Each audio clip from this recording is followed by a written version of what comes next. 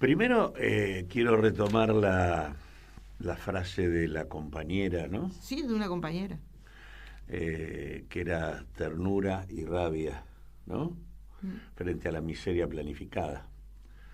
Y digo esto porque me parece muy importante, y ligando esto con el tema de las acciones, entender que estamos frente a una política que impulsa un genocidio por planificación de la desigualdad. Mm.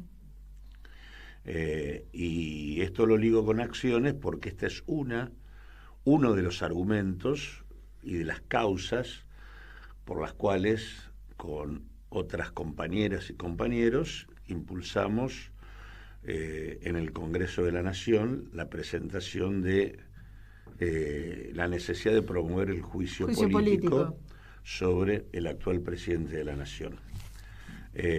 Y uno de los elementos es el hecho que tiene que ver con el hambre, porque una de las cosas más graves que ha ocurrido en el último año y 5 meses ya es que la indigencia pasó de ser el 7 u 8% del total de la población al 18%. Estamos hablando de... esto comenzó durante el 2023, ya Ujú. fuerte. Cuando termina el 2023, la indigencia había crecido el 75% en un año. 3 millones de personas más habían caído bajo la línea del hambre. 6,5 millones de personas. Hoy estamos ya en 8 millones bajo la línea de indigencia, pasando hambre. Y en ese contexto de aumento del hambre que no es resultado de la casualidad, sino que es resultado de la combinación entre una maxi devaluación, como la que se llevó al cabo a partir de la asunción de Milei, del 118%, que es la devaluación más importante de los últimos 50 años, en el contexto de la desregulación del sistema de precios sobre una iniciativa política muy concreta que fue el decreto de necesidad y urgencia de 7023, que es el que prácticamente sostiene todas las políticas de Milei y sobre el cual estamos en otra acción concreta, que es el tema de millones de firmas para voltear el DNU 7023, que es la explicación por la cual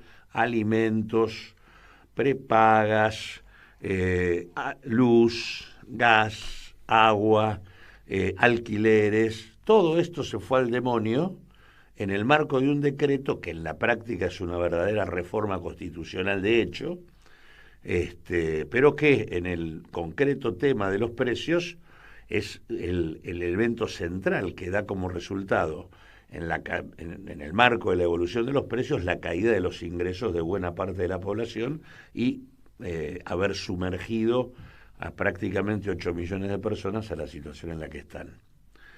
Me parece que este es el tema, ¿no? Genocidio por planificación de la desigualdad, abandono de personas, Abandono de persona. porque en ese contexto donde el hambre estalla es donde se interrumpe la asistencia a los comedores, ¿no? En un contexto de, yo te diría, en realidad lo que se observa desde que asumió es el ajuste brutal del gasto público, ¿no? En la reducción brutal de cerca del 40% del gasto público.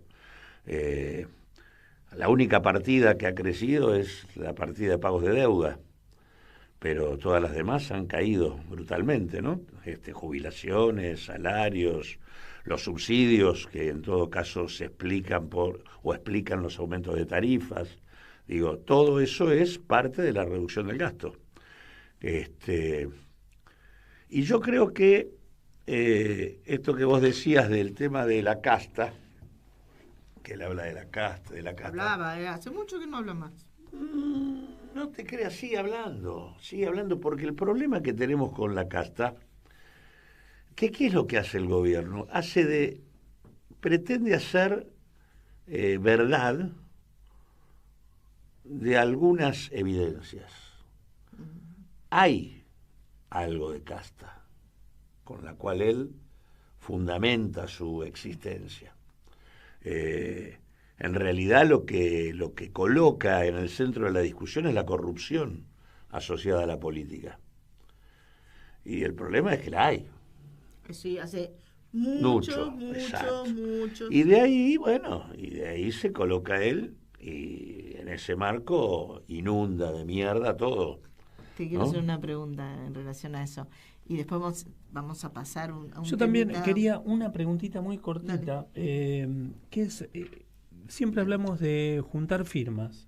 ¿Qué cantidad de firmas se necesitan para voltear digamos, algo así, un DNU? En general es el 1,5% del padrón. Bien. ¿Y eso más o menos el número? Y tenés que hablar aproximadamente estarías en, qué sé yo, alrededor de 2 millones de firmas, más o menos. Claro. Eso es posible. Sí, claro que es posible. Por eso viste que siempre hablamos de juntar firmas digamos, para tal o cual cosa, pero en realidad, en concreto, a veces uno no sabe pero aparte claro. Los resultados son concretos. Nosotros en la década del 90 presentamos más de 1 millón de firmas y eso evitó que Cavallo, digamos, privatizara de manera completa el sistema previsional. Recordemos que él pretendía eso y quedó solo de manera mixta, donde se había que dar la opción, etcétera, etcétera. Eso se logró con una campaña de esa naturaleza. Del mismo modo que recientemente en la ley base estaba, por ejemplo, sujeto a privatización el Banco Nación. Los trabajadores bancarios, la asociación bancaria, largó una campaña por 1 millón de firmas, las presentó y ahí sacaron el tema de la ley base, no porque necesariamente la firma lo saque, pero eso muestra un consenso que ya se había traducido en el hecho de que todos sabían de que dentro del Parlamento las manos para privatizar el banco no iban a estar. Digamos, nosotros cuando estamos largando la campaña junto con más de 60 organizaciones sociales, políticas, sindicales, culturales y demás. Por eso digo, estamos buscando generar condiciones para empapelar la Cámara de Diputados y la Corte Suprema con firmas para que hagan lo que tienen que hacer. Porque en realidad es un decreto aberrante, inconstitucional desde todo punto de vista, desde todas las orientaciones jurídicas habidas y por haber. No ha habido nadie que haya salido a decir que ese decreto tiene algún asidero, y más allá de la propia orientación que puedan tener los contenidos del decreto, digamos, un decreto que violenta la Constitución en todos los planos, como lo hace en general el gobierno con casi todas las definiciones que toma. Lo cual hace que en realidad la discusión del planteo del juicio político tenga sentido, porque la legitimidad de un gobierno no se construye solamente con la legitimidad de origen. La legitimidad de origen termina en el momento que asume. Acá nadie cuestionó la asunción de Milei, porque había ganado las elecciones. Ahora, después la legitimidad de ejercicio tiene que ver con respetar un marco institucional, que es el marco en el cual él fue electo presidente, no fue electo en un marco de cualquier cosa, y no se puede pretender modificar ese marco por decreto.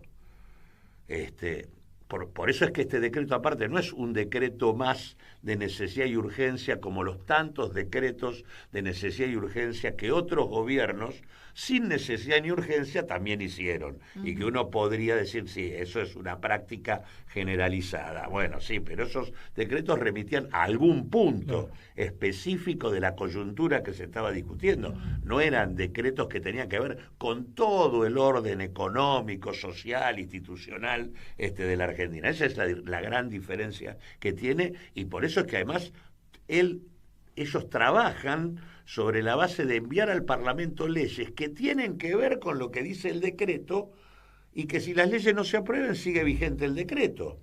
Y todo lo que la ley no aprueba, el decreto lo contiene. O sea, la ley base contiene 4 emergencias: administrativa, económica, financiera y energética. Ahora, el decreto declara emergencia sobre todo y delega facultades completas sobre todo. Claro. O sea, no ha habido un rechazo del resto de las emergencias. Con lo cual, en realidad, es más, salga la ley base o no salga la ley base, el decreto con las emergencias y las facultades delegadas sigue funcionando. Eso pensé yo. Sigue funcionando. Entonces, digo, en este sentido, voltear eso es pegar en la línea de flotación del gobierno. Por eso, ahora, como el problema que tenemos hoy es que hay hay un creciente proceso de cuestionamiento a lo que ocurre. Ahora, al mismo tiempo, ese proceso choca con una matriz institucional profundamente conservadora, tanto en el Parlamento como en el Poder Judicial, que no canaliza esto. Al revés, a pesar de la marcha monumental en materia universitaria, todavía no hay una ley del Congreso planteando el presupuesto universitario como debiera plantearse. Y el decreto ni siquiera fue rechazado, a pesar de que es un decreto que le pone un candado al Parlamento. Y siguen discutiendo una ley base y un capítulo fiscal que deberían haber rechazado de plano. Digamos, o sea, acá hay una mora general, y que hablar la Corte, que hace de cuenta que no ocurre nada, ignora el tema de un decreto inconstitucional por donde se lo mire, cuando no es cierto que depende del Parlamento, porque el Parlamento puede rechazar el decreto, pero para anularlo y que los efectos que ya produjo se retrotraigan, es necesario que lo anule la Corte. La Corte tiene que dar la nulidad absoluta. Porque el solo rechazo solo elimina los efectos para adelante, pero para atrás hay que establecer la nulidad. Y la nulidad, sin la intervención de la Corte, es más compleja. Así que, en este sentido, digo, ligando todo, estos señores arman verdades con medias verdades, y por eso, y aparte como la casta es esto, independientemente de la corrupción en términos asociada a la guita exclusivamente, el solo hecho de un parlamento que en realidad no toma los reclamos de la comunidad y, digamos, tergiversa su función al punto tal de no frenar estrategias que ponen en cuestión todo el marco institucional, a pesar de que hay una comunidad que le reclama estas cosas, ahí hay también un componente de casta que aparece de manera manifiesta, y que es lo que explota, es lo que le permite a este señor, a este payaso que tenemos como presidente, hacer lo que hace y pararse y hablar como habla, desde la soberbia que habla sobre quienes integran el Parlamento, el Poder Judicial y demás. Digamos, si no hubiera una dirigencia política con las limitaciones que tenemos, seguramente sería mucho más complicado que pudiera tener los argumentos que tiene. Antes de hacerte mi pregunta... Pero antes quiero terminar con una sola cosa. Yo creo que hay que hablar cada vez menos de este hombre. A ver. Porque creo que lo más importante a entender acá es que la orientación general, que lo que él está llevando adelante, no tiene que ver con él solamente, tiene que ver con los que están sentados en el gabinete. Y en el gabinete está sentado representantes del capital financiero internacional, como Caputo, Bausili en el Banco Central y otros, y representantes de los grandes conglomerados empresarios de la Argentina, como Techín, al frente de la Secretaría de Energía, al frente del Ministerio de Trabajo, al frente de YPF, como Guillermo Francos de Eurnequian, o como Pose, ministro del Interior y jefe de gabinete, como la gente de Bridas o Bulgerón y de Pan American Energy. En realidad son ellos los que están allí y los que empujan y viven de las orientaciones que este señor lleva adelante pasando por encima de todo. Esas orientaciones son las que violentan la Constitución. No se puede hacer estas cosas sin violentar la Constitución Nacional, porque la Constitución da un marco que reclama de otro ordenamiento económico y social que el que ellos están construyendo. Lo primero es lo del loco.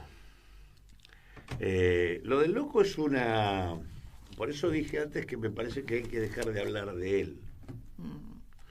Porque esa es una variante en donde se coloca en el terreno de la locura lo que es una orientación política. Exacto. Que se asienta en intereses concretos, que son los que se benefician de la orientación que se lleva adelante y que construyen un rumbo para la Argentina lamentable, y donde no hay lugar para el bienestar del conjunto de la comunidad. Totalmente.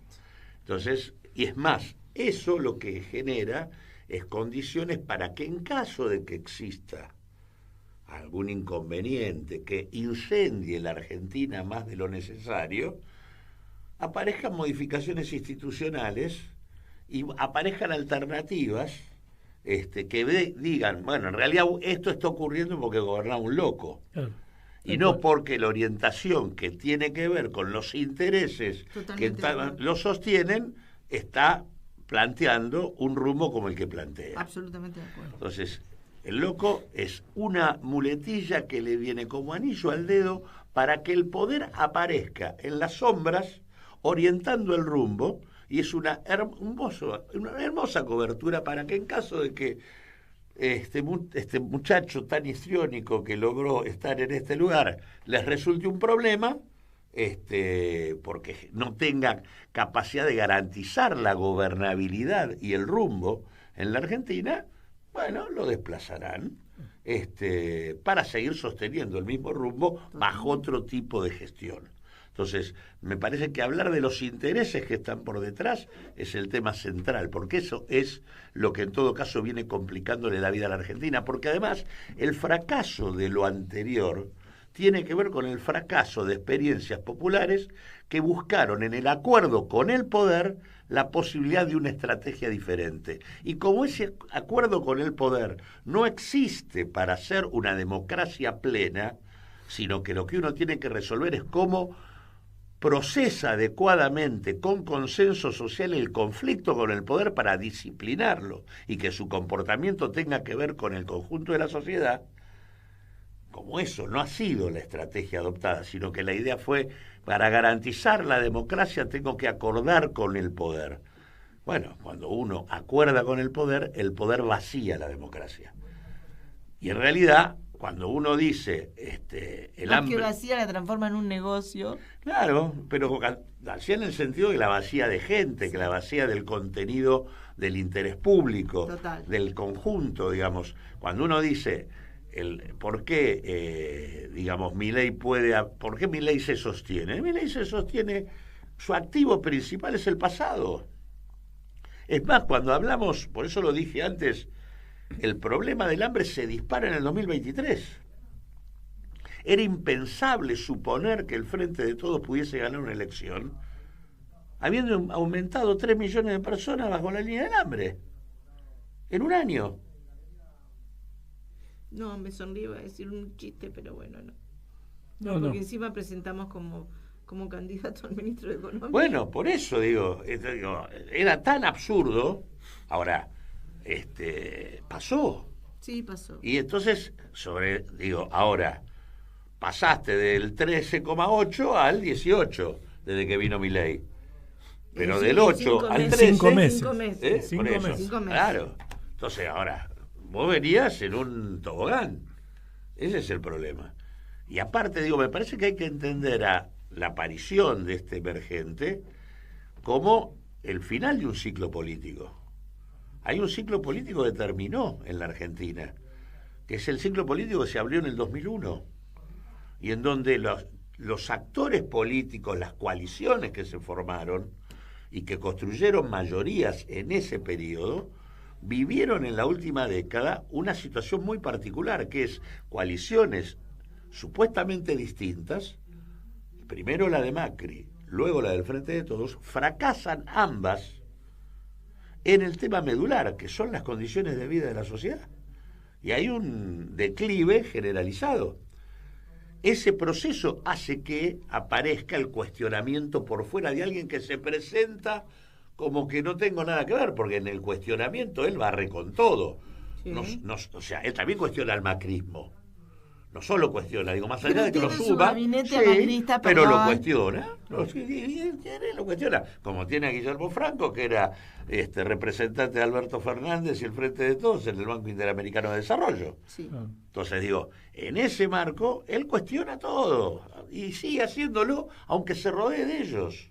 Diciendo, yo soy otro, bueno, soy ahora, distinto. Ahora sumó a Scioli, ¿eh? Ahora Además, bueno, Scioli. pero Scioli te marca también la deriva que tuvo el movimiento, la experiencia nacional, popular y democrática en las últimas 3 experiencias. Primero Scioli, hoy integrante del gabinete. Fue Alberto Fernández, que además propone a Scioli en la interna Unión por la Patria. A un Scioli que iba a confrontar con Milei. Y ahora es parte del gabinete. Y después a Massa, que hoy es empleado de un fondo buitre, que lucró con la deuda de la Argentina. Digo, esa es es una pérdida de rumbo que explica en gran medida por qué estamos donde estamos y por qué es imprescindible armar una perspectiva nueva, porque el problema es que acá estamos mostrando capacidad de frenar con iniciativas que socialmente confrontan con lo que ocurre. Sí.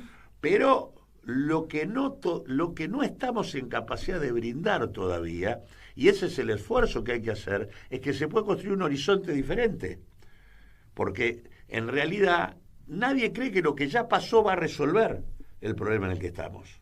Entonces aquí digo, todos los que participamos de la experiencia anterior estamos cuestionados en gran medida. Uh-huh. Y por lo tanto somos los que tenemos que abrirnos a una construcción diferente para poder referenciar una estrategia distinta. Poder decir que si hoy en la ley base están diciendo que se quieren llevar con el agronegocio, con la megaminería, con los hidrocarburos, con la pesca, todas las ventajas y rentas de la Argentina, para saqueándola, nosotros tenemos una propuesta diferente, que es que esas rentas y esas ventajas son las que sirven para financiar la reconstrucción productiva y social del país. Y que si están haciendo una ley fiscal donde le están sacando impuestos a los ricos y se lo están poniendo a los trabajadores y a los cuentapropistas, nosotros estamos en capacidad de plantear un impuesto a las grandes fortunas para poner un ingreso básico universal que termine con el hambre. Digo, acá hay que empezar a mostrar otra historia, otra perspectiva. Considerando que ya estamos en el cerca, ¿no? Cerquita, ¿querés decir una última preguntita? Porque así ya vamos. Sí, un ¿No poco. tenemos una hora más? ¿No tenemos una hora más? No. Hay que decirle tenemos. a compañero Moreno. No tenemos que sacar a Moreno para tener una hora más. Yo no lo saco, lo sacamos. Yo no lo saco. Lo que decía en resumen es el círculo de poder instaura a el presidente como un loco, ¿sí? Para que el día después sea un inimputable, algo así más o menos. Más o menos, y con lo que gobierna y con lo que otros. vos decías del tema de la corrupción que hablábamos tanto, ellos la corrupción la ven en el pasado, pero los 70 palos que se aumentan, por ejemplo, un directivo de YPF no es corrupción, sino que está bien otorgado. Sí, porque es gente muy sacrificada. Yo quisiera con una sola cosa decir, y ya pasamos al final, que es un pendiente nuestro. No nuestro. No podría ser, pero no, ni nuestro. De nosotros, de todos nosotros. Que es, que yo me lo pregunto, es, sí, para mí sí hay futuro. Para mí sí lo hay, Obvio. Lo hay. Me parece que el pendiente es, además de que los políticos no miran, es cómo nos organizamos. La palabrita organización. Porque la gente, cuando se la convoca por algo que les duele y que les toca, la gente sale y toma la calle. Pero eso tiene que tener tiene que dejar algo del orden de la organización. Y en eso, a mí me parece que en eso todavía estamos en deuda. Todavía Bueno, no hay una a organización. eso es a lo que me refería, en el sentido de que tenemos que ser capaces de construir una propuesta política diferente en términos de una estrategia distinta. Digamos, eso es lo que hace falta, no alcanza solo con la resistencia. Y la marcha universitaria tan monumental que existió da una pauta de por dónde pasa la clave de la convocatoria, porque la universidad, el tema es que la marcha esa no fue de los universitarios. No. Fue de toda la comunidad. Sí. La comunidad abrazó a la universidad. Exacto. Y la abrazó porque la universidad es símbolo de progreso, de futuro, de movilidad social, digamos. Por eso estuvieron todos, incluso las privadas. Pero ¿por qué? Incluso porque los es la movimientos idea, sociales, todo el mundo tuvo. es la idea de lo común, de lo público, de la comunidad, era de todos.